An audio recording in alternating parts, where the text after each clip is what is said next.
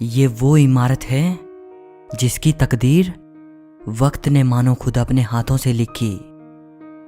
पुराने हिंदुस्तान को आज का हिंदुस्तान बनने में जितने ज़माने लगे और जो कहानियां गढ़ी गई, दिल्ली का ये लाल किला उनका गवाह बना।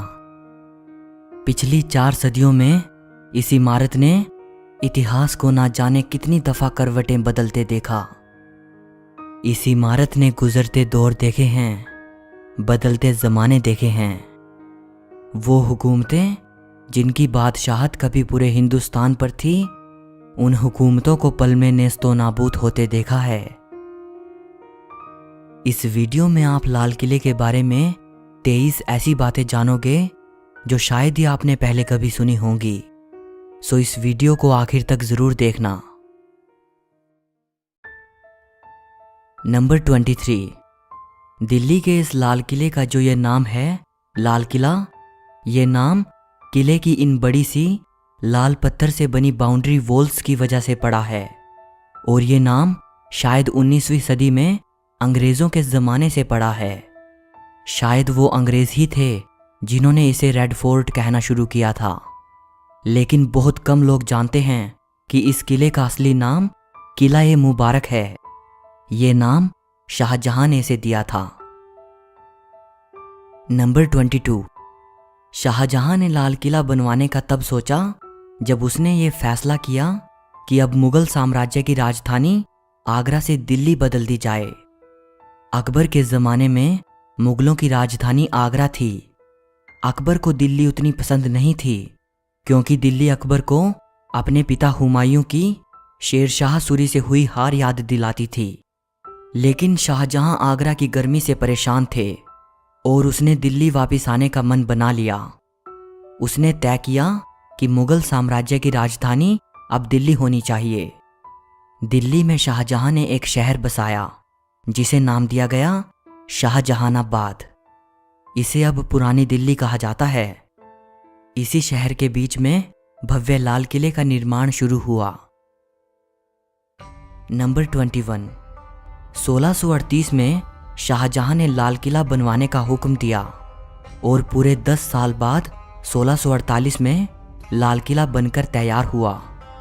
जब लाल किला बनकर तैयार हुआ उस वक्त शाहजहां अफगानिस्तान के काबुल में थे।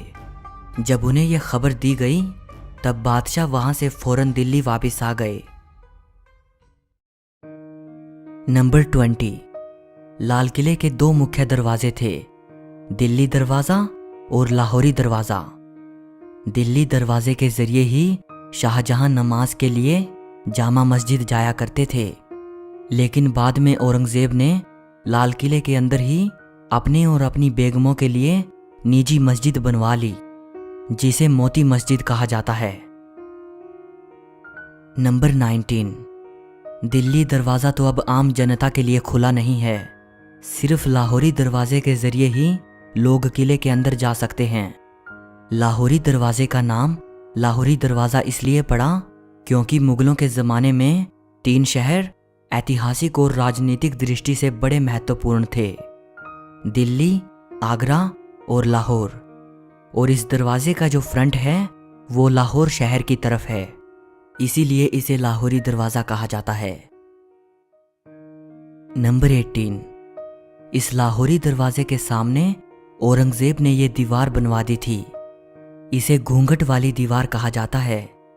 लाहौरी दरवाज़ा चांदनी चौक के बिल्कुल सामने पड़ता है और इस दरवाजे से दीवाने आम साफ दिखाई देता था जो कि बादशाह के बैठने की जगह थी। इसीलिए लोगों को बादशाह की अदब के लिहाज से चांदनी चौक पर पैदल चलना पड़ता था। ये दुविधा ख़त्म करने के लिए और किले को और भी प्रोटेक्शन देने के लिए औरंगज़ेब ने लाहौरी दरवाजे के सामने ये दीवार बनवा दी थी। शाहजहां को औरंगज़ेब की ये बात बिल्कुल पसंद नहीं आई। कहा जाता है कि चांदनी चौक पर खड़े होकर अगर कोई लाल किले को देखता था तब सामने लाहौरी दरवाज़ा बड़ा ही सुंदर दिखाई देता था। लेकिन बाद में दीवार बन जाने के बाद वो उतना भव्य नहीं रहा। जब ये दीवार बनवाई गई उन दिनों शाहजहां आगरा में कैद थे। आगरा से ही शाहजहां ने औरंगजेब को एक खत लिखा था। खत में शाहजहां ने लिखा था कि बेटे, दीवार बनवाकर मानो तुमने किले की दुल्हन के चेहरे पर घूंघट डाल दिया है। नंबर 17। इसी घूंघट वाली दीवार पर खड़े होकर 15 अगस्त 1947 को प्रधानमंत्री पंडित नेहरू ने पहली बार आज़ाद भारत का तिरंगा झंडा फहराया था। तब से लेकर आज तक ये सिलसिला हर साल दोहराया जाता है। नंबर 16। लाहौरी दरवाजे से अंदर जाते ही लाल किले का मीना बाजार शुरू हो जाता है। इसे छत्ता बाजार भी कहते हैं। ये बाजार शाहजहां ने अपनी बेगमों के लिए बनवाया था। किले में जिन चीज़ों का इस्तेमाल होता था उस तरह का सामान इस बाजार में मिलता था। एक ज़माना था जब अरब और फारस जैसे देशों से व्यापारी अपना सामान लेकर यहाँ आते थे, जिसे वो बादशाह की बेगमों और शहजादियों को बेचते थे। अच्छी बात यह है कि ये बाजार 350 साल बाद आज भी अपनी उन्हीं रंगीनियों के साथ जिंदा है और आज भी लोग यहाँ से तरह तरह का साजो सामान खरीद कर ले जाते हैं। नंबर 15। छत्ता बाजार ख़त्म होते ही सामने दिखाई पड़ता है नौबत खाना। नौबत खाने की ऊपरी मंजिल पर म्यूजिशियंस बैठते थे और यहाँ दिन में 5 बार नौबत बजती थी, अलग अलग वक्त को बतलाने के लिए। नौबत खाने में बादशाह के आने की घोषणा करने के लिए भी नौबत बजा करती थी।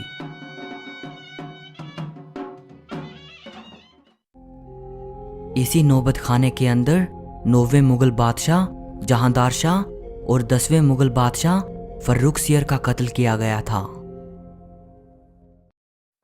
नंबर 14। नौबत खाने के बिल्कुल सामने पड़ता है दीवाने आम। नाम से ही अंदाजा हो जाता है, दीवाने आम यानी ऐसा शाही दरबार जो आम लोगों के लिए लगता था। दीवाने आम में मौजूद इस ऊंचे सिंहासन पर बैठकर बादशाह आम लोगों की समस्याएं सुनते थे और उनका समाधान करते थे।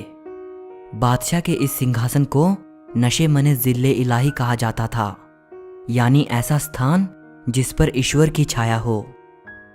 इस सिंहासन के नीचे संगमरमर का एक बड़ा ही सुंदर तख्त रखा है, जिस पर खड़े होकर वजीर बादशाह को आम लोगों की परेशानियां पढ़कर सुनाता था या कोई गुजारिश पेश करता था। दीवाने आम के सिंहासन की इस पिछली दीवार पर संगमरमर का पत्थर लगा हुआ है। इस पत्थर पर इतनी खूबसूरत चित्रकारी की गई है जिसकी मिसाल दी नहीं जा सकती। ये चित्रकारी फ्रेंच आर्टिस्ट ऑस्टन द बोर्डो द्वारा की गई थी। नंबर 13। लाल किले की अगली इमारत है दीवाने खास, यानी ऐसा दरबार जहां बादशाह अपने खास लोगों से मिला करते थे, जैसे बादशाह के मंत्री, सलाहकार और उनके मेहमान वगैरह। दीवाने खास की ये पूरी इमारत संगमरमर की बनी हुई है। इसी दीवाने खास में बादशाह का वो आलीशान सिंहासन रखा हुआ था जिसके चर्चे सिर्फ हिंदुस्तान में ही नहीं बल्कि विदेशों में भी थे। बादशाह के इस सिंहासन का नाम था तख्ते ताऊस यानी पीकॉक थ्रोन। पीकॉक थ्रोन सोने चांदी और कीमती हीरे जवाहरातों से बना हुआ सिंहासन था। इसके ऊपरी सिरे पर हीरे मोतियों से बने 2 मोर थे और इसी पीकॉक थ्रोन में भारत का सबसे बेशकीमती हीरा कोहिनूर जड़ा हुआ था। पीकॉक थ्रोन की कीमत 17वीं सदी में भी कई करोड़ों में आकी गई थी। फिर 1739 में ईरान का बादशाह नादिर शाह भारत आया। उसने दिल्ली पर हमला बोल दिया। उसकी सेनाओं ने दिल्ली को जमकर लूटा और वो लाल किले की कई बेशकीमती चीज़ों के साथ पीकॉक थ्रोन और कोहिनूर हीरा भी लूट के ले गया। कहा जाता है कि दिल्ली को लूटने के बाद जब नादिर शाह और उसकी सेना ईरान वापस जा रही थी तो रास्ते में उन पर लुटेरों ने हमला कर दिया और कई चीज़ें लूट ली। उनमें से एक पीकॉक थ्रोन भी था। लुटेरों ने पीकॉक थ्रोन को तोड़कर उसके कई हिस्से कर दिए और उसे आपस में बांट लिया। कहा जाता है कि पीकॉक थ्रोन के टूटे हुए निचले हिस्से को आखिरी बार तेहरान के एक म्यूजियम में देखा गया था। तख्ते ताऊस में बैठकर बादशाह दीवाने खास में अपने खास लोगों से मिलते थे और सलाह मशवरा करते थे। दीवाने खास लाल किले का सबसे खूबसूरत महल हुआ करता था। इसकी खूबसूरती का अंदाज़ा आप इसी बात से लगा सकते हैं कि इस महल की पूरी छत चांदी की हुआ करती थी। बाद में उस चांदी की छत को निकाल लिया गया। इसकी संगमरमर की दीवारों पर जगह जगह पर कीमती पत्थर और नगीने जड़े हुए थे, जिन्हें लोग निकाल कर ले गए। अब उनके सिर्फ निशान बाकी हैं। इसी दीवाने खास में फारसी की वो मशहूर पंक्तियां लिखी हैं।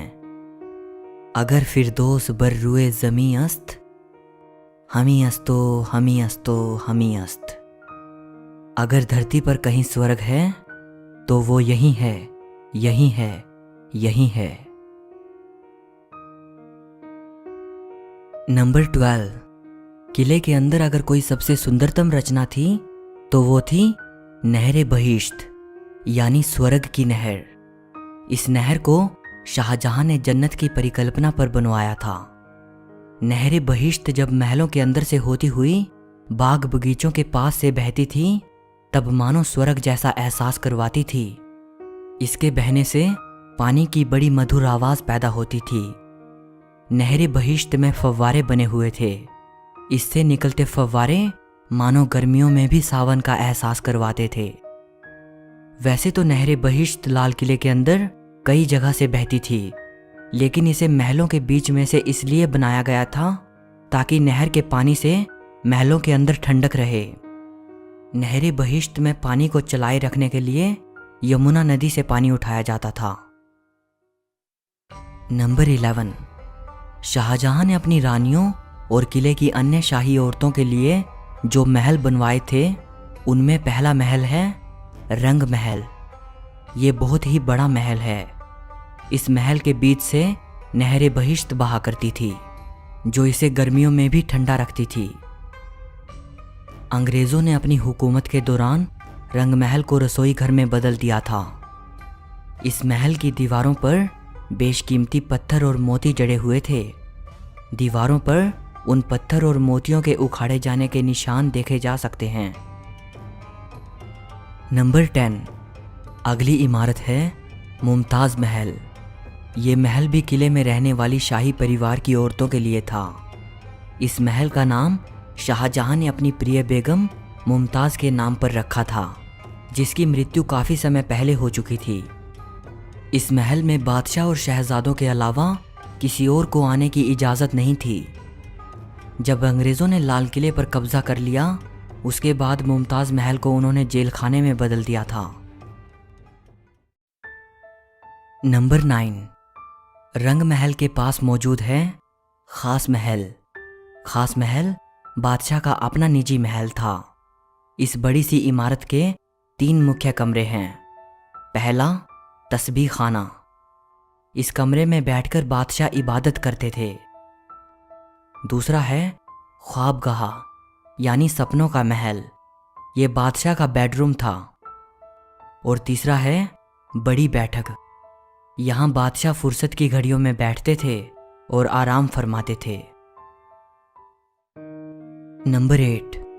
लाल किले में एक खूबसूरत बाग हुआ करता था, जिसे हयात बख्श बाग कहा जाता था। हयात बख्श बाग का मतलब होता है जिंदगी देने वाला बाग।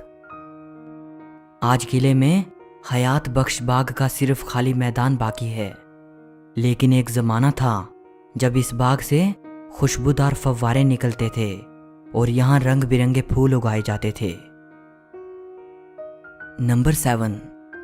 हयात बख्श बाग के मैदान में बिल्कुल एक जैसी दिखने वाली 2 इमारतें आमने सामने मौजूद हैं। एक इमारत का नाम है सावन और दूसरी का भादों। क्योंकि फारसी मुगल दौर की आम बोलचाल की भाषा थी, इसीलिए किले में और जितनी भी इमारतें, महल और दूसरी चीज़ें मौजूद हैं, उन सभी के नाम फारसी भाषा में रखे गए थे, सिवाय इन 2 इमारतों के। इन इमारतों के नाम हिंदी महीनों के नाम पर रखे गए थे। जब कभी दिल्ली में बारिश होती थी तब एक इमारत में शाही परिवार के पुरुष और दूसरी में शाही औरतें बैठकर बारिश का आनंद लेती थी। नंबर 6, लाहौरी दरवाजे और दिल्ली दरवाजे के बाद लाल किले का एक तीसरा दरवाज़ा भी है जिसे यमुना गेट कहते हैं। ये दरवाज़ा नीचे से यमुना नदी की तरफ जाता था जहां बादशाह की नाव लगी होती थी। बादशाह नाव में बैठकर यमुना नदी के जरिए दिल्ली से दूसरे शहरों में जाते थे। नंबर 5, लाल किले के वैभव और इसके ऐतिहासिक महत्व को देखते हुए यूनेस्को ने इसे 2007 में वर्ल्ड हेरिटेज साइट घोषित किया था। नंबर 4, दिल्ली के इस लाल किले से जुड़ा हुआ एक और किला है जिसे सलीमगढ़ का किला कहा जाता है। सलीमगढ़ के किले को शेर शाह सूरी के बेटे सलीम शाह सूरी ने 1546 में बनवाया था। सलीमगढ़ का किला लाल किले से एक पुल के जरिए जुड़ा हुआ है। नंबर 3, लाल किले में एक और सुंदर बाग हुआ करता था जिसे मेहताब बाग कहते थे। इसे अंग्रेजों ने नेस्तो नाबूद कर दिया था और इस बाग की जगह पर फौजियों के लिए बैरक बनवा दिए गए।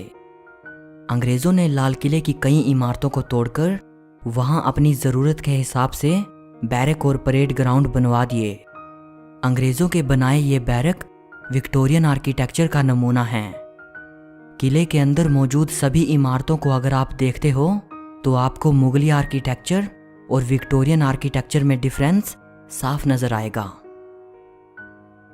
नंबर 2, ये है लाल किले का जफर महल। इसे आखिरी मुगल बादशाह बहादुर शाह जफर ने 1842 में बनवाया था। ये लाल किले के अंदर किसी मुगल बादशाह द्वारा बनवाई गई आखिरी इमारत है। नंबर 1, यहीं लाल किले में अंग्रेजों ने बादशाह जफर पर मुकदमा चलाया था। बादशाह को अपने ही मुल्क में अपने ही किले में अंग्रेजों के सामने नतमस्तक होना पड़ा। अंग्रेजों ने बादशाह जफर को अंग्रेजों के खिलाफ बगावत करने का दोषी करार देकर उन्हें देश निकाला दे दिया और उन्हें हिंदुस्तान से रंगून रवाना कर दिया जहां उन्होंने अपनी अंतिम सांसें ली। वहीं रंगून से ही बादशाह जफर ने लिखा था, कितना है बदनसीब जफर दफन के लिए, 2 गज जमी भी ना मिली कुएं यार में। कि ऐ जफर तू कितना बदनसीब है, तुझे तो तेरे अपने ही मुल्क में दफन होने के लिए 2 गज जमी भी ना मिल सकी। अगर इस किले ने मुगल सल्तनत के चमकते हुए सूरज को देखा है तो इसने उस सूरज को अस्त होते हुए भी देखा है। लाल किला अपने बनने के दौर से लेकर आज तक ना जाने कैसी कैसी घटनाओं का साक्षी बना। लाल किला सिर्फ मुगलों के इतिहास का ही नहीं बल्कि भारत की आज़ादी की लड़ाई का भी गवाह रहा। अपनी बादशाहत कायम करने यहाँ कई हुकूमतें आईं और कई मिट गई, लेकिन ये इमारत बीते दौर की ना जाने कितनी कहानियां अपने साथ लिए सदियों से खड़ी है। इस वीडियो के लिए बस इतना ही। अगर आपको ये वीडियो अच्छी लगी हो तो इसे लाइक और शेयर ज़रूर करना और ऐसी ही और भी वीडियोस देखने के लिए चैनल को सब्सक्राइब करके बेल आइकन को दबा देना। सो मिलते हैं अगली वीडियो में।